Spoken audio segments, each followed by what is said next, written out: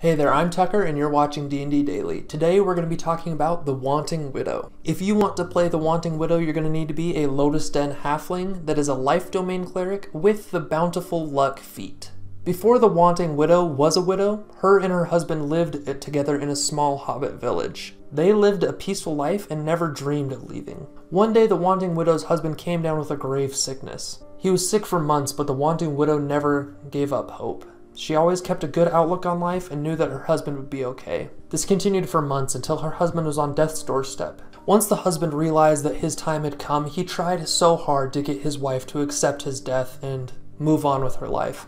But he was not successful. Even when her husband had no chance of recovery, the Wanting Widow was 100% sure that he would one day recover. Tragically, this outlook of hers continued after her husband's passing. The Wanting Widow is in severe denial about her husband's death. She reasoned with herself that he isn't dead, he just needs a new body.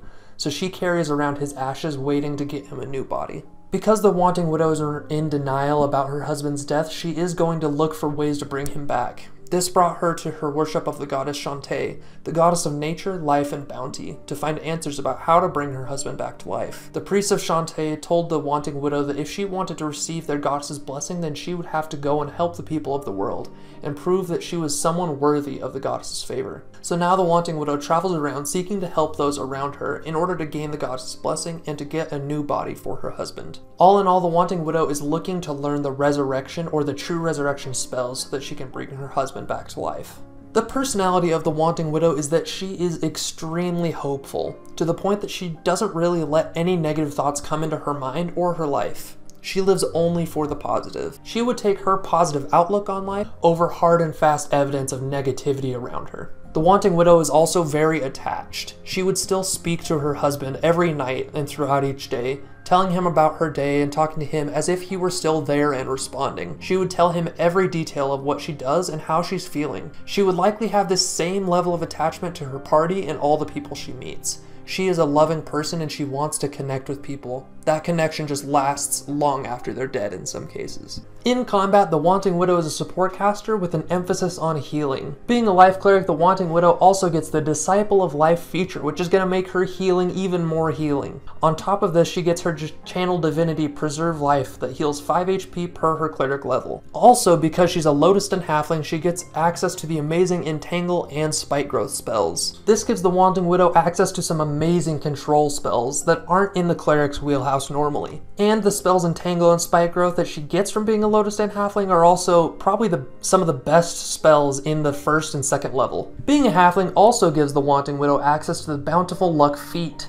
This feat allows her to use her reaction to let any teammates re-roll on a nat 1 so long as they are within 30 feet of her. The Wanting Widow would also choose her spells based on supporting teammates. Bless, Aid, and Shield of Faith come as great examples of spells she would take. As far as positioning goes in combat, the Wanting Widow would want to stay away from the combat, out of the fray of it, and help her teammates from afar. Out of combat, the Wanting Widow is excellent at enabling her skill-based teammates. Between guidance, enhance ability, and the Bountiful luck feat, your allies will be succeeding skill checks left and right. Because of her high wisdom, she makes a great lookout and lie detector, and her ability to use rituals gives her some niche utility with spells like Augury.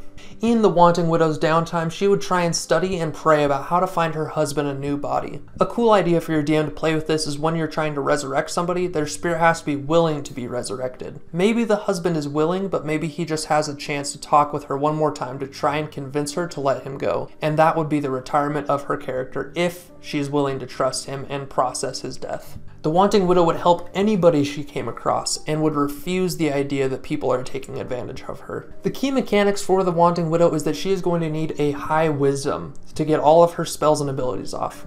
Second, she's going to need a good con, and she's going to want at least a 15 strength for some plate armor. Having maxed out wisdom is going to be really important for her. However, Warcaster is a feat that is hard to pass up for a character like this. The weaknesses of the Wanting Widow start out that she is bad at sneaking. She's going to have a low dex, and because of wearing heavy armor, she's going to have disadvantage on those sneak rolls. Close quarters combat is also going to be difficult for her. She's not built for that, she doesn't have extra attack features, and she doesn't have access to martial weapons, so It's really just not going to be her strong suit. As an NPC, I would have her be a tragic roaming character. She would go around and help people, probably similar to the party if that's what they're about. She would always be talking to herself and probably seem a little bit off. And then when eventually it comes around to it, she might introduce the party to her husband, or the ashes of her husband that she carries with her. And she would tell them her side of the story, and the party would be able to see that tragic side of the story. I think the key note for her is somebody that's almost fully focused on supporting her party